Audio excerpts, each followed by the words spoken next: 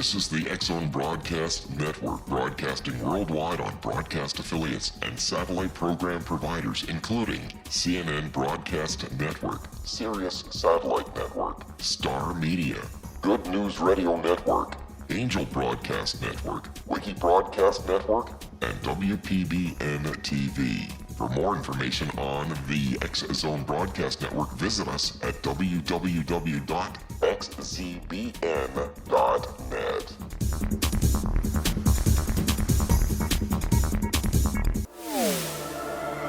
The X-Zone Radio Show with Rob McConnell is largely an opinion talk show.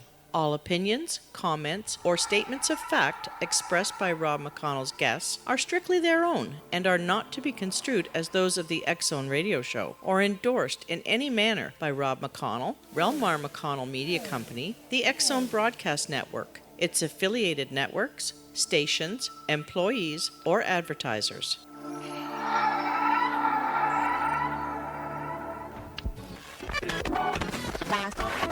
All Hit Radio.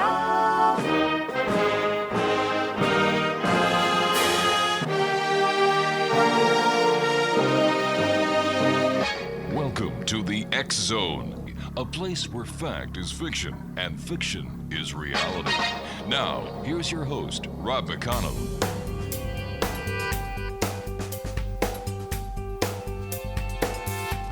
And welcome back, everyone. This is the X-Zone. I am Rob McConnell, and we're coming to you from our broadcast center in Hamilton, Ontario, Canada. If you'd like to send an email, xzone@xzoneradiotv.com on all social media sites, X-Zone Radio TV. And if you'd like to find out the programming we have on the X-Zone Broadcast Network for you 24/7, 365, visit www.xzbn.net. Don't forget, this coming weekend in Fellsmere, Florida, the 4th Annual Treasure Coast Para-Unity Conference. Our show host of the Paranormal Stakeout, Larry Lawson, is one of the organizers, and it's going to be a great event. I was there last year. I am going to be there this year. And if you'd like more information on that, and if you want to buy tickets, come down and see us. The website is www.paraunityconference.com. My guest this hour is Dr. John Opsopaus. He has practiced magic, divination, and neo-paganism since the 1960s. He has some 40 publications in various magical and neo-pagan magazines and anthologies. He designed the Pagatharan Tarot and wrote the comprehensive guide to how do you say that? Pythagorean. Thank you very much for that. Tarot, which was published by our good friends at Llewellyn in 2001. He has recently released Oracles of Apollo, published by Llewellyn in 2017. Teaches divination based on ancient Greek text that he has translated. Opsopaus frequently presents workshops on Hellenic magic and neo-paganism, divination, and related topics. In the early 1990s, he founded the Omphalos, there you go, a networking organization for neo-pagans in the Greek and Roman traditions, and one of the first internet resources for them. He is the past coordinator of the Scholars Guild for the Church of All Worlds, past archon of the Hellenic Kin of ADF, a Druid Fellowship, and a member of the Grey Council. His writings can be found at opsopaus.com and omphalos.org/BA. And the spelling of Opsopaus is OPSOPAUS.com. Dr. John, welcome to the X-Zone. Oh, well, thank you very much. I'm very happy to be able to talk to you. Well, we're very happy too. Why all the hard names? Well, some ancient Greek names are kind of complicated. They have lots of syllables and sometimes odd combinations of letters. But it's, many people who follow the ancient pagan traditions, although it's not necessary to use the ancient languages, we kind of like it. We feel like we're more in contact with our ancestors, and so we tend to use Greek and Latin words sometimes to help strengthen that connection. What was it that brought you on your crusade or your journey into paganism? Well, it's hard to say. One of the sort of commonplaces in the modern pagan movement is most people feel like they're coming home. So there's really a sense that when people discover that there's pagans in the world today and that it's a active and vibrant religion, they kind of feel like, well, I've never felt home in any of the other religions, or perhaps with no religion, and now I find that this is just feels right. It's a comfortable fit. In my own case, I was always very interested in ancient Greek, ancient classical civilizations, so Egyptian, Greek, and Roman in the Western tradition. And I always liked the art and the literature and the philosophy. And so it was just very natural to kind of adopt also the religion of those ancient people. All right, Dr. John here. You and I have to take our... Oh, just John. All right, John. You and I have to take our first break for this segment of the show. Please stand by, Exonation. We're talking about paganism, magic, divination, and much more here on this edition of the X-Zone. Our guest is the one and only Dr. John Opsopaus, and his website is opsopaus.com, and we'll both be back on the other side of this commercial break as we continue investigating the world of the paranormal and the science of parapsychology here in the X-Zone with yours truly, Rob McConnell. Two things, don't forget the fourth annual Treasure Coast Para Unity Conference, www.paraunityconference.com, this coming weekend, and the all-new XZBN Channel 365, News Talk, Music, and Information. That's at www.xzbnchannel365.com.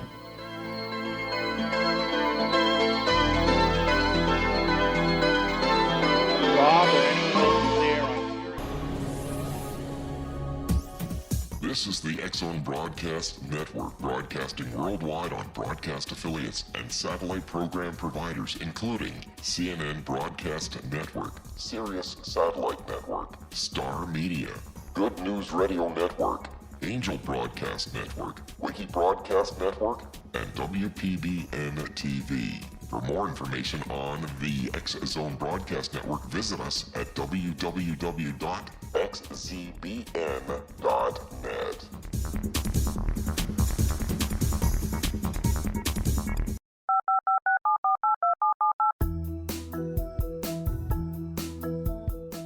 Did you know that when you're on the road with limited data or Wi-Fi, you can still listen to the X-Zone Radio Show with Rob McConnell, The Science of Magic with Gwilda Wiyaka, X-1, Dimension X, Space Patrol, and every minute of the X-Zone Broadcast Network by calling 213-401-0080, courtesy of Audio Now. No smartphone, app, or internet needed. It saves your data plan, and it's free if you have unlimited minutes. Call 213-401-0080 to listen on any phone, anytime, anywhere. Remember 213-401-0080 for the best of the paranormal, parapsychology, and sci-fi radio programming anywhere, 24/7, 365.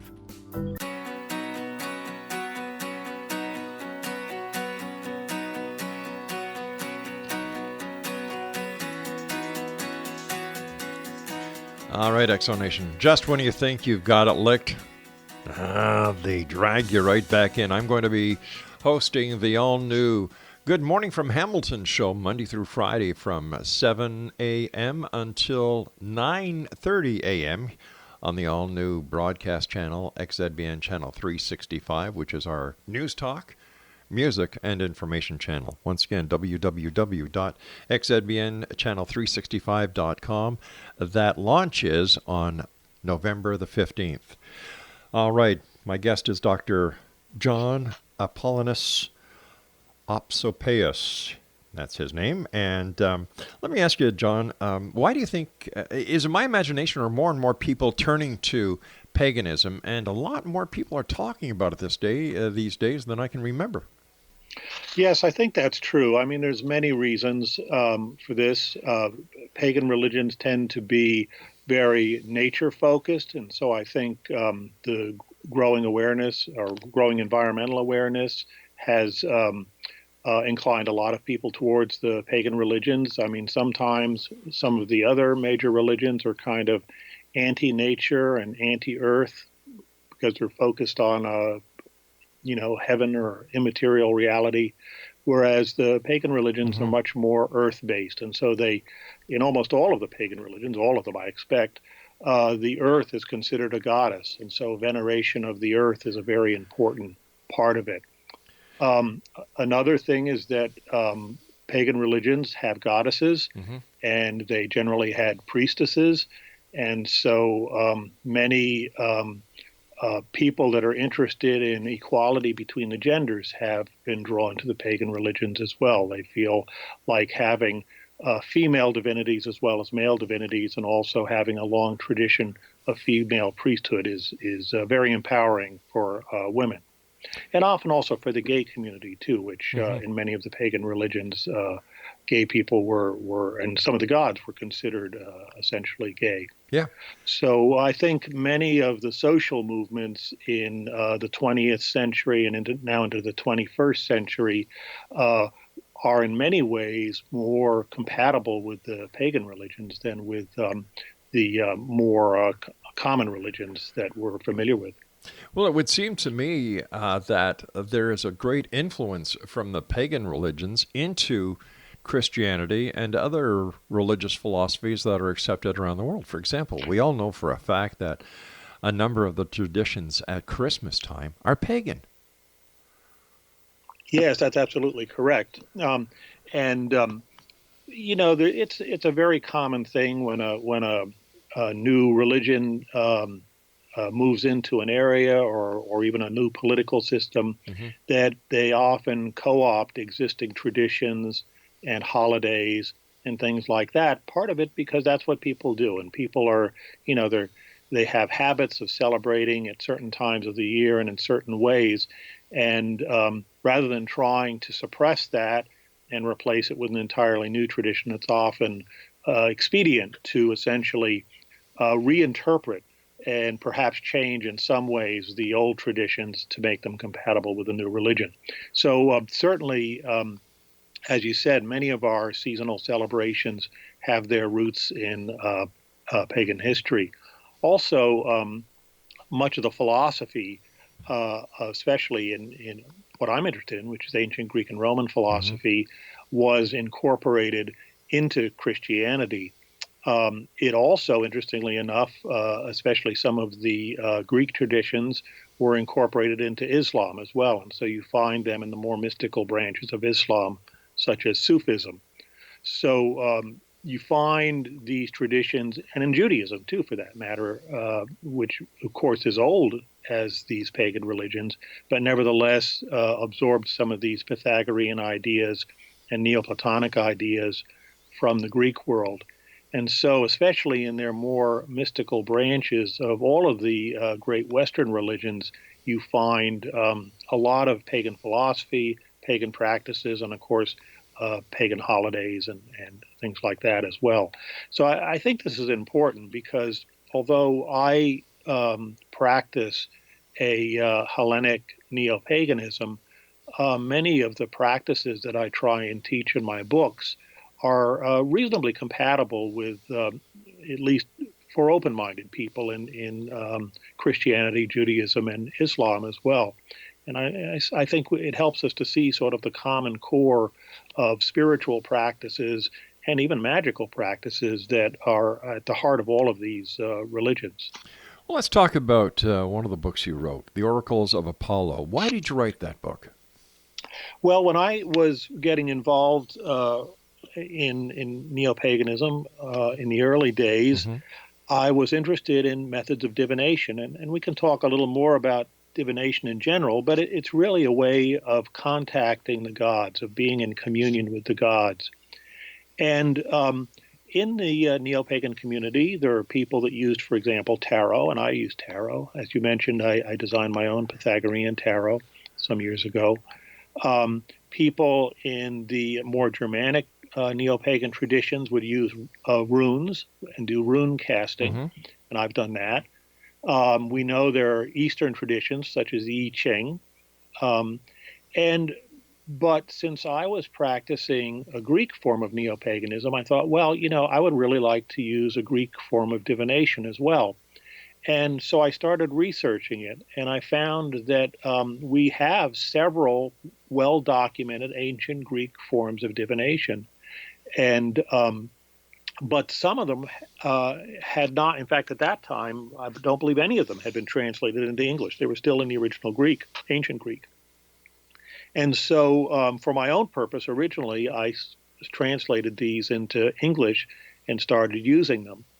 And in the early 1990s, I put some of these translations up on the internet, and so other people could use them as well. And over the years, people have been using them and have found them to be very valuable. So over the years, archaeologists and classical scholars have improved the texts of these oracles and have discovered new inscriptions and so forth. And so I thought it was time to finally put them together into a comprehensive book, which provides the oracles as a practical means of divination and gives aids to help you interpret the oracles, and puts them all in the context of the ancient practice of divination. So it's primarily targeted at people that are interested in the Greek and Roman traditions, but certainly they can be used by anybody. They're just a system of divination, and with minor accommodation, you could use them no matter what your religion is, or even if you're an agnostic. John, what is the importance of divination as a spiritual practice? Well, the main importance really comes from the name. If you think of divination, it has divinity as part of the name. And in the ancient world, divination was seen as a way of coming into direct contact and communion with the gods. So in the sort of simplest and most concrete way, that would be asking a god a question and finding out an answer, getting an answer from that god. What should I do in this situation? As you may know, in the ancient world, there were oracles all around. The most famous one was the Oracle of Apollo at Delphi. Yes. And people would travel, long distances and over quite rough terrain to get to the Oracle at Delphi to ask a question. And the priestess there, the Pythia, she's called, would go into a trance and answer that question. And people would go to other oracles around the Mediterranean as well for the same purpose. So it's a way of, in the simplest sense, getting an answer to a question from a god. But it was also viewed more generally as a way of attuning our own psyches with the sort of the divine mind. So by putting us in contact with the gods, it was a way of aligning the individual psyche or soul with some divinity or group of divinities, and essentially opening up a two-way communication channel with them. So in that sense, it was a way of becoming a more spiritual person. Would prayer fall under the definition of divination? It's closely related to it, and typically any sort of ancient divination would include prayer. Okay. So there would be some sort of petition to the god to, if you like, open the channel of communication. And, at least as the Neoplatonists understood prayer, what the purpose of prayer was to essentially tune your psyche to be on the same wavelength as a particular god. And so the radio analogy is actually pretty accurate. It's the gods are everywhere all the time, but just like radio waves, but we can tune the radio to a particular frequency, and then we can hear that signal. And so prayer is the process essentially of doing that tuning. But if someone practices divination in order to get a response from a god or a deity, how likely are they to get one? Well, so these systems, there's different systems, and some of them are more reliable than others in various ways. So the Pythia went into a trance And they would actually, the priests and priestesses around her would do a preliminary divination to find out if it was a good idea for her to go into that trance, which was quite a taxing experience. And so in that sense, you didn't always get an answer. And the systems that I describe in the oracles of Apollo, they're more mechanical systems. It was called technical divination because it involved some practices, rolling dice or casting knuckle bones or something like that. And in that case, you can always do it, and you'll get an answer. But typically, there's signs, for example, that the god might not want to give you an answer. So to give a very simple example, if you're rolling dice on a table, for example, or in a tray, and they roll off the table, that would be interpreted as a sign that it's not auspicious to do a divination at that time, that the god, for whatever reason, doesn't want to give you an answer.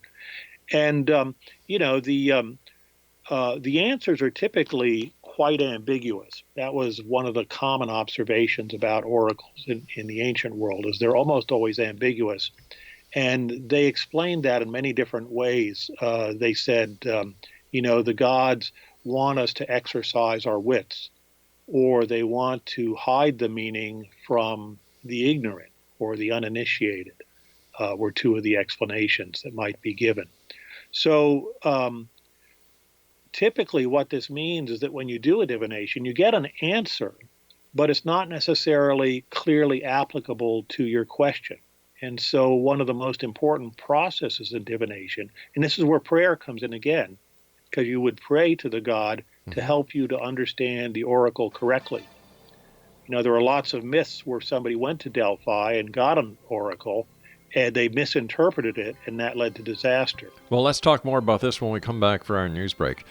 Exonation, our guest this hour is Dr. John Opsopaus, and his website is opsopaus.com. That's opsopaus.com, and we'll both be back on the other side of this break as we continue here in the X Zone from our broadcast center in Hamilton, Ontario, Canada, on the X Zone Broadcast Network and iHeartRadio.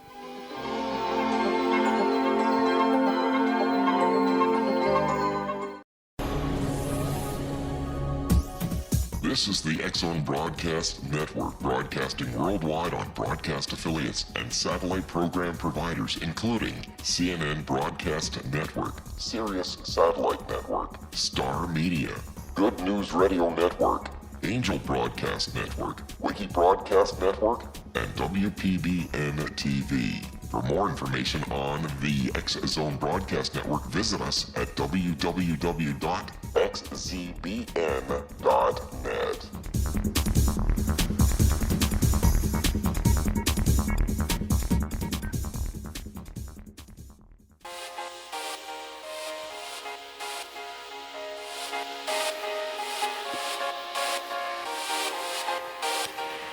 All right, Exonation, our guest this hour is Dr. John Opsopaus. His website is opsopaus.com. And before we went to the break, we were talking about divination and contacting the gods, asking a question. And one of the things you said that didn't make sense to me was when you were saying that, somebody, for example, would use dice that would go off the tray, and to them that would mean that the god didn't want to give an answer at the time. Well, how do we know it wasn't the person just throwing the dice too hard? Well, you don't. And so, in fact, the normal practice would be you would try again. Okay. And if the next time it seemed to work okay, then you would say, okay, it was just a meaningless mistake. If it happened a second time, then you would become a little suspicious. And the general rule in the ancient world was if you tried 3 times and it didn't work, then you gave up at least for 24 hours. So that was considered a clear signal that you weren't going to get an answer. And, they also said actually quite explicitly, if when the omens, if you like, were against doing a divination, if you went ahead and did one anyway, you would be almost guaranteed to get a bad answer. So they tried to be quite sensitive to this, and I think this shows that although it's a mechanical procedure, you have to be very open to the nuances of it. So anything that might indicate it was not auspicious, that it was not the right thing to do, would be considered. It wouldn't necessarily end the story, but it would at least be considered. And conversely, there could be very good omens too that would suggest that the god was there and was willing and eager to give you an answer to this question. How many different gods are there, and how do you know if your message is getting to the right god?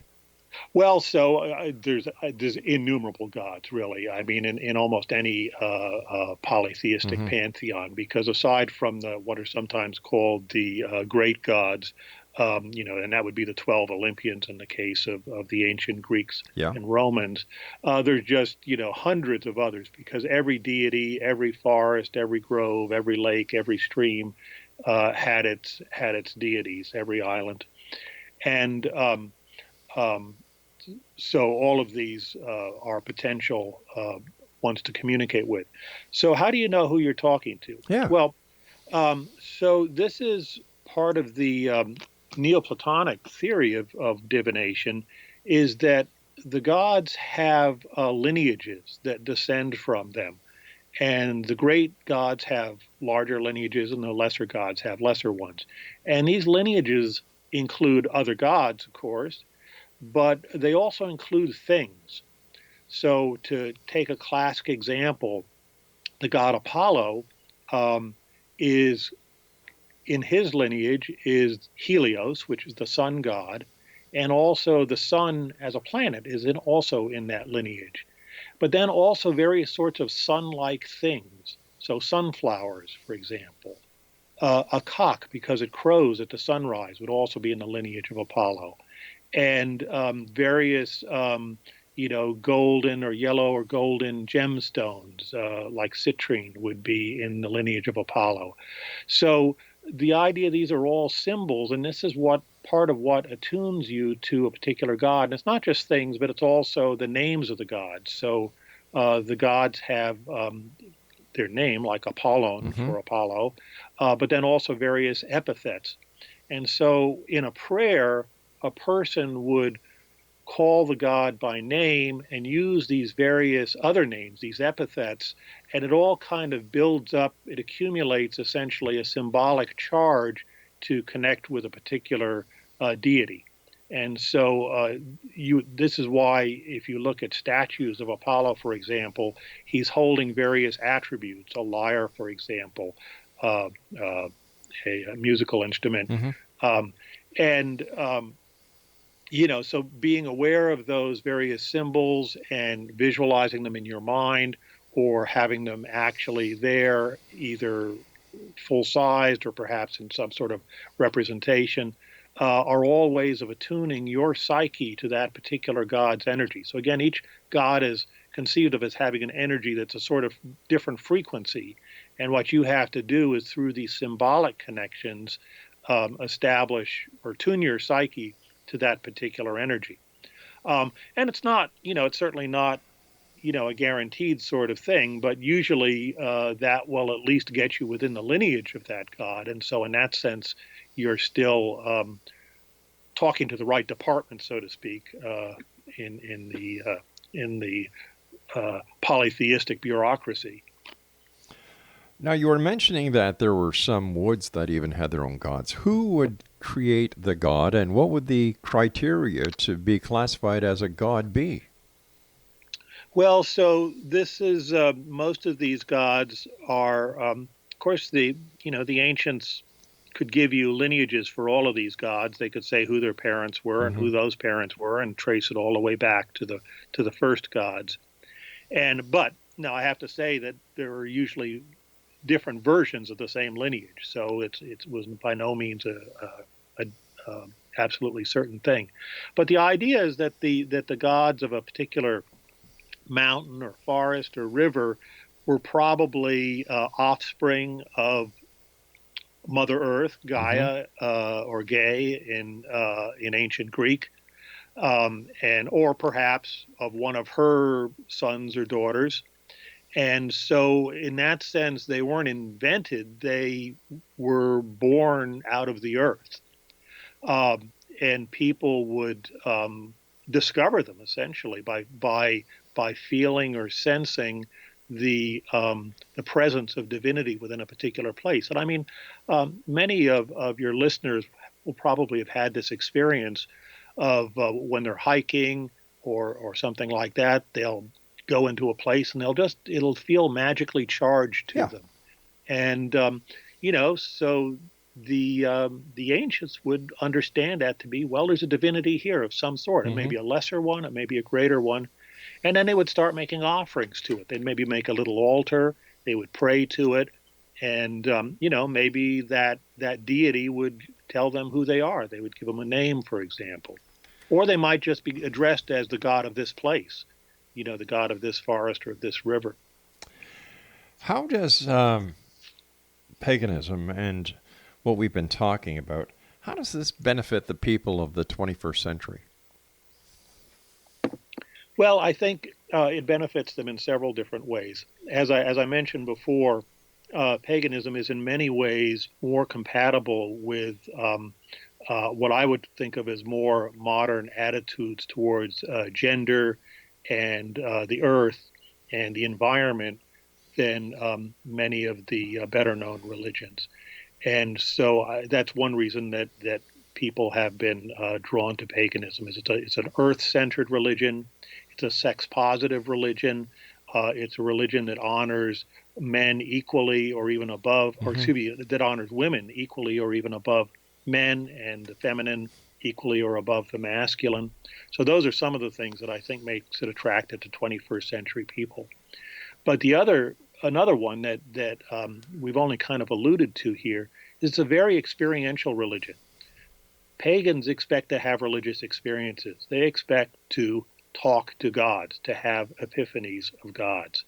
And whereas many of the more traditional organized religions, it's much more of a cerebral and disembodied kind of thing. You go to the church, you hear a sermon about some morally uplifting topic, and you go home. But there's no direct or mystical experience of the divine realm. And the most pagans, many pagans, I should say, practice some form of magic or divination. And these are ways of coming in more direct contact with the gods themselves. And I think many people are missing that. Many modern people are missing that. That was a feature of older religions, and it's still a feature of the more mystical branches of contemporary religions. But it's something that I think a lot of people have been missing. So if people are not completely materialist and essentially ignore the divine realm entirely, then they may not be satisfied with the dominant religions, and they may be looking for something that gives them a more direct experience of the divine, and that also is perhaps more compatible with modern attitudes about the environment and about gender. So, if we have someone listening tonight who'd like to explore paganism, how would they know which branch of paganism would suit them best? Well, that's a good question, and sometimes it may take some exploration to do that. Certainly, if by reading mythology or even some fantasy literature, they feel drawn to particular gods or goddesses, then I would say that's the place to start. Many people have studied Greek and Roman mythology, and they have an emotional attachment to some of those gods and goddesses, and so the Greek and Roman traditions are very natural for them. Many people nowadays are following Celtic traditions. Yes. And that's certainly one of the more popular varieties of neo-paganism. Egyptian religion has always been a popular version of neo-paganism, and so forth. So I would say, if you already feel drawn to a particular mythology or culture, then that's probably a place to start looking. But, you have to kind of you try it, and if it just doesn't grab you, if it doesn't feel quite right, then, you read some books, you go to some public rituals that may be from another tradition, and you may find that your interests are different. So, for example, I'm ethnically, I'm Anglo-Saxon and Celtic, but my religion is Greek, so, and as far as I know, I have no Greek ancestry. So it's not necessarily what your ethnic background is. So I would say that, you explore, read books, find out what's going on in your local community, attend some public rituals, and if it looks like there's a group that's doing some interesting things, then get more involved with them. And, there's also quite a few eclectic pagans, and they may feel an attachment for a Greek god and a Celtic god and a Norse god, and that's okay too. These are all really just names and images through which we access these different aspects of divinity. And I kind of like to work within one tradition, but some people are very happy sort of mixing and matching as well. And so I think that that's fine if that works for you. All right, stand by. You and I have to take our final break for this hour. And we'll be back after some short words from our sponsors. And don't forget, Exo Nation, this coming 3rd, 4th, and 5th of November, I will be in Fellsmere at the, 4th annual Para-Unity Conference. That's going to be held in Fellsmere. I was there last year. This year we're going to be there. And most probably next year, because it's a great experience for one and all. If you're an investigator, whether you're an author, whether you're just somebody curious, visit paraunityconference.com. Dr. John Opsopaus and I will be back after this break. Don't go away.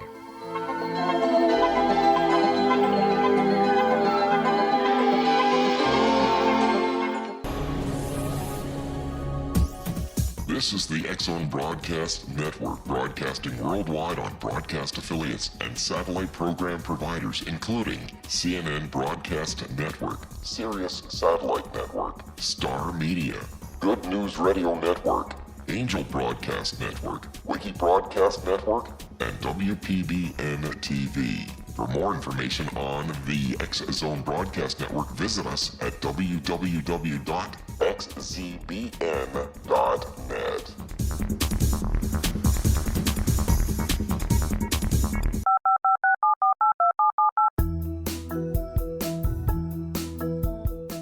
Did you know that when you're on the road with limited data or Wi-Fi, you can still listen to the X-Zone Radio Show with Rob McConnell, The Science of Magic with Gwilda Wiyaka, X-1, Dimension X, Space Patrol, and every minute of the X-Zone Broadcast Network by calling 213-401-0080, courtesy of Audio Now.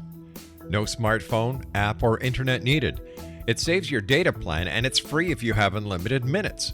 Call 213-401-0080 to listen on any phone, anytime, anywhere. Remember 213-401-0080 for the best of the paranormal, parapsychology, and sci-fi radio programming anywhere, 24/7, 365.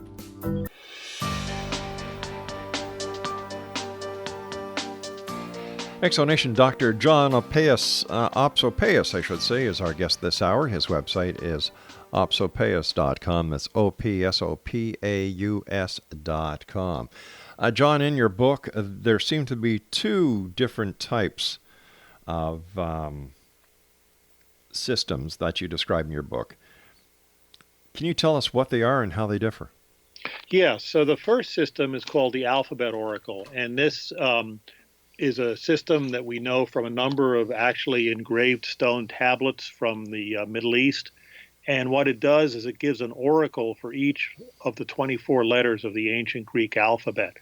And so what somebody would do would be again, they'd pray, they would make an offering, they'd ask a question, and then they would pick one of the letters of the Greek alphabet. And there's various ways you can do this. You can pick a stone out of a bag or a jar that's engraved with each stone engraved with the letter of the alphabet. You can do it by rolling dice or knuckle bones and counting them up in the appropriate way. There's a number of different ways of consulting it. And what that does then is give you an answer to a question. And these tend to be very practical kinds of questions, basically telling you if what you're doing is the right thing or not, or how a project is going to turn out, for example. So these were questions that people would ask as they were on a journey, for example, maybe either business people or scholars or someone else, and they wanted to know, how their enterprise was going to work out. The second oracle is based on another set of oracles that were inscribed on tablets called the sayings of the seven sages, or sometimes they're called the Delphic maxims. And there's 147 of these. And they're sometimes called the Greek commandments because they're mostly essentially moral. They're not thou shalt nots, they're thou shalts more. They're essentially telling you how to live a good life. And so they give different kinds of answers. They answer questions like, what should I be thinking about today? Or how should I handle this problem in a more general sense? And you can also consult that oracle by rolling dice, drawing stones, casting knuckle bones, or all sorts of different techniques using beads, coins, any sorts of techniques. And I describe a number of these in the book and give charts and so forth to help you do this. But basically the idea is both of these are kind of what's called kleromancy, which is drawing or casting lots in order to pick an oracle. So the idea is that you pray to the god for an answer to your question. And with some meditative sorts of practices, you're essentially opening that channel of communication. And then when you throw the oracle, that's essentially giving the god a chance to basically influence the outcome and give you an answer to that question. Of course, you can do follow-up questions if it's unclear. And we talked before about some signs that maybe the god doesn't want to give you an answer. They may want you to figure it out on your own. So how does the god know what the answer is going to be?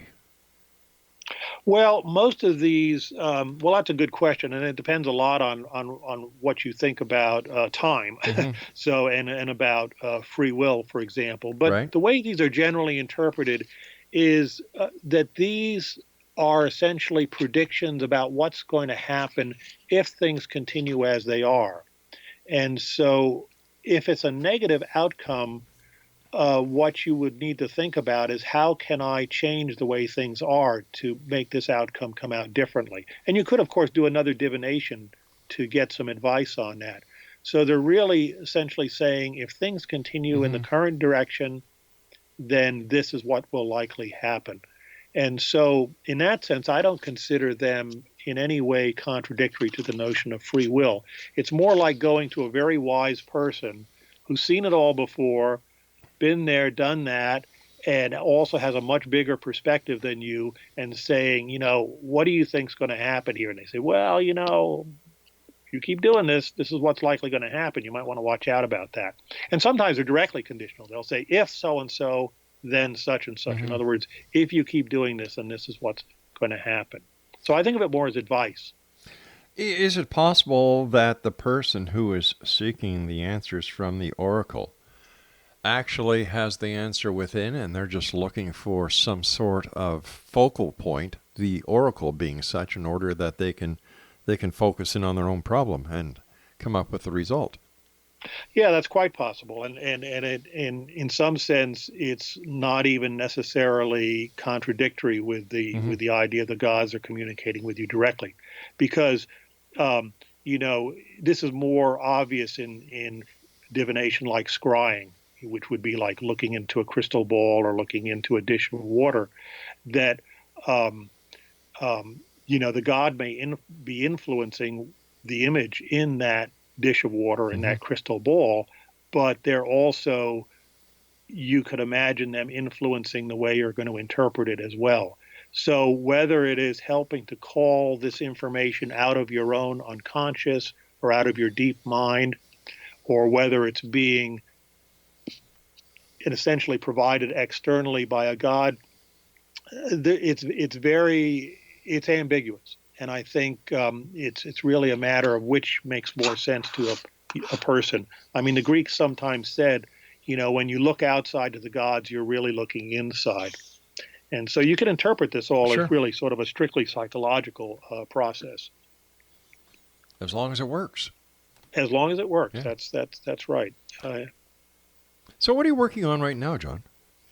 Well, I've got one of my projects is I'm translating a couple more of these oracles. There's several other systems that have survived from the ancient world, and they're quite interesting, and I use them. And so I'm thinking about translating those. Perhaps I'll do a follow-on book on that.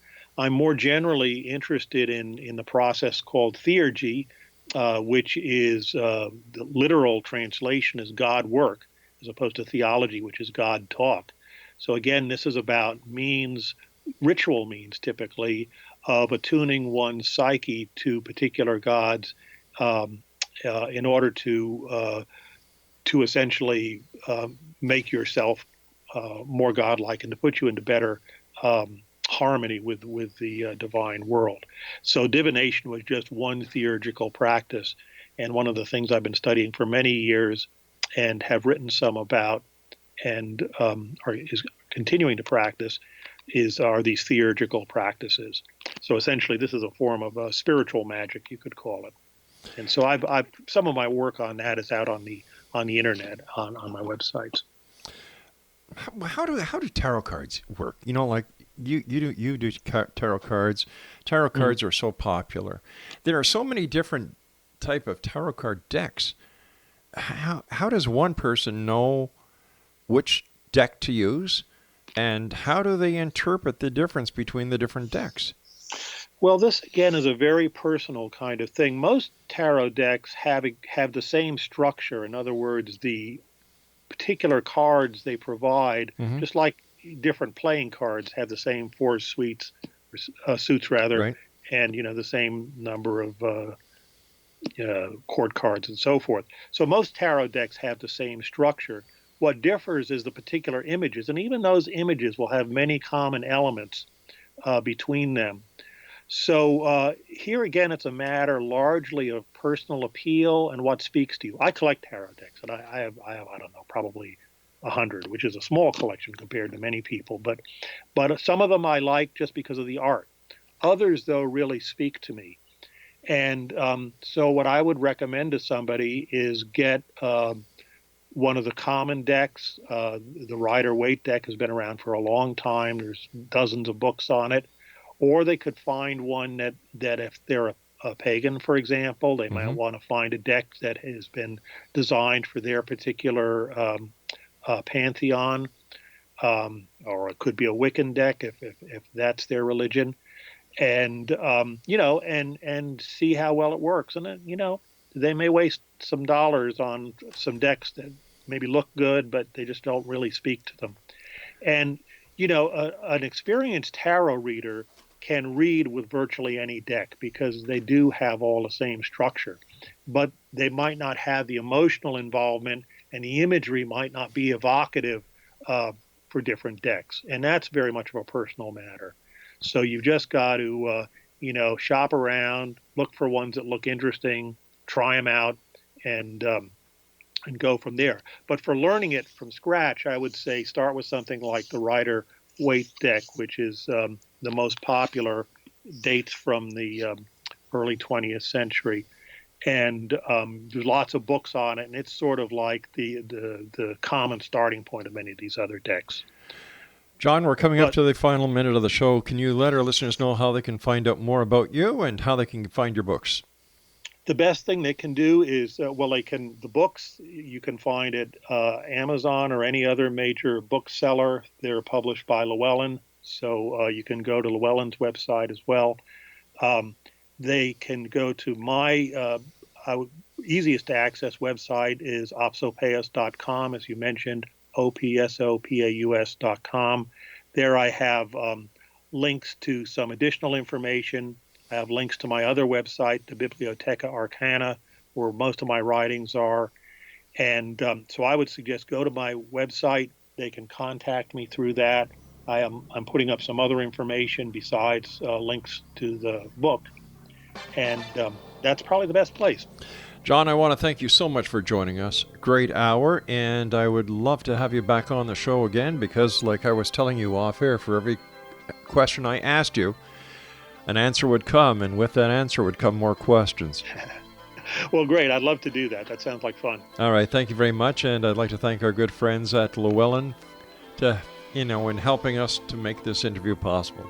I'll be back on the other side of this break at 6.5 minutes past the hour as we continue here in the X Zone from our broadcast center in Hamilton, Ontario, Canada, on the XZBN and iHeartRadio.